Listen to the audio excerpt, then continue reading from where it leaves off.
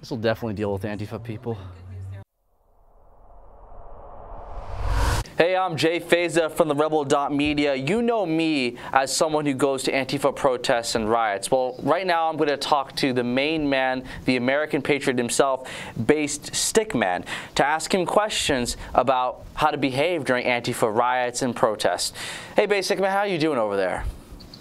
I'm doing well, Jay. Thanks for having me on. So I'm going to go to a Stop Fascism event where they basically call Proud Boys racist. They basically call people who support the Proud Boys racist.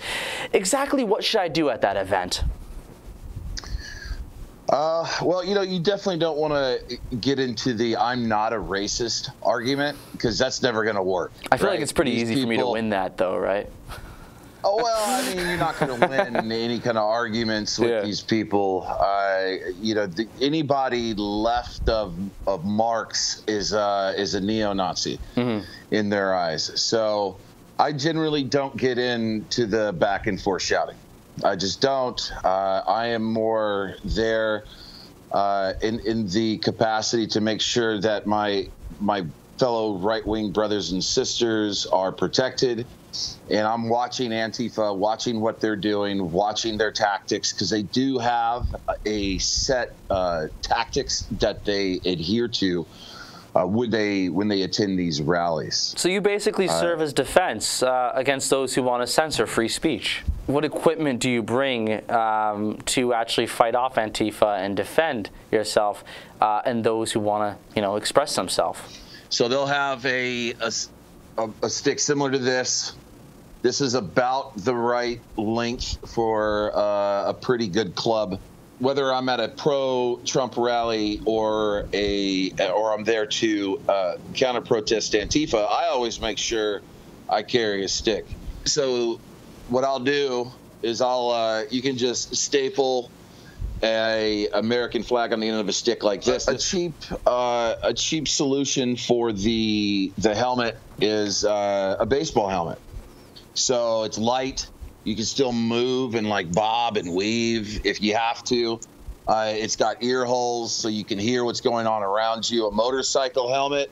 It's going to provide much better protection all around and face protection, but they're quite heavy and you're isolated from the sound that's going on around you. If you get blasted close range by bear spray or tactical spray, now these sprays spray about 25 feet. So if they get you from about 3-4 feet, it's got quite a bit of velocity. It's going to go through the foam padding that's generally around the lens of a snowboard goggle. It's going to go right through there and into your eyes.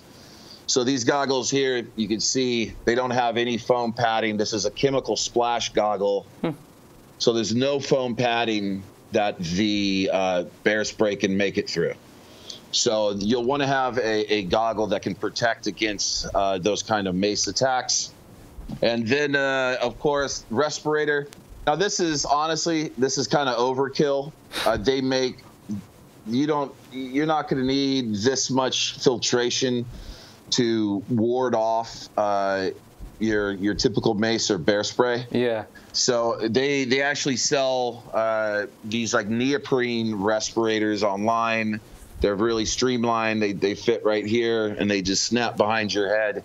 Yeah. That would be good enough for, generally speaking, for most of the rallies. Again, we're not condoning violence. We're not saying be violent during these protests. This is about self-defense, and don't follow the person and try to track them down and beat them up. Nothing like that.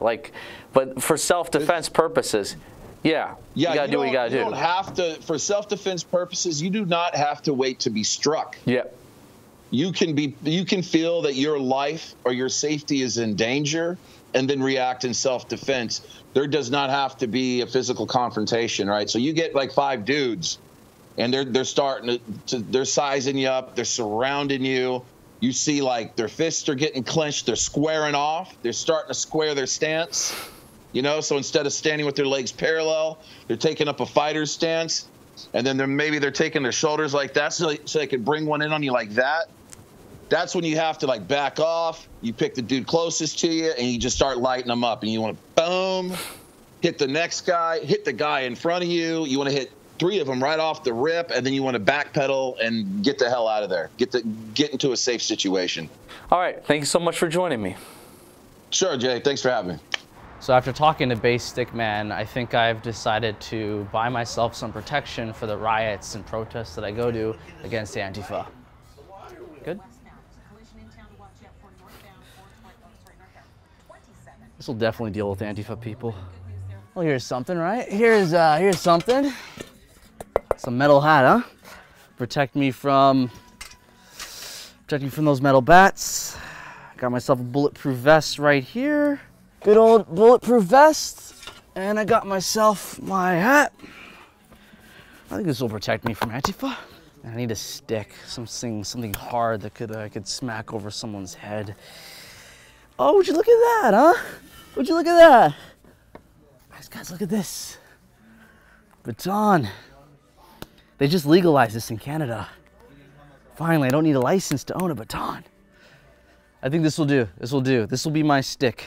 So after talking to Base Stickman, I've gotten myself a giant baton, basically a stick. I got myself a bulletproof vest. I'm not really sure if it's bulletproof, but I guess it's stab proof. And I got myself a metal helmet, just in case someone wants to hit me with the metal bat. So this is the equipment that I will use to deal with Antifa and fight backs and black shirt socialist groups. I'm Jay Feza, Rebel.media. Thanks for watching.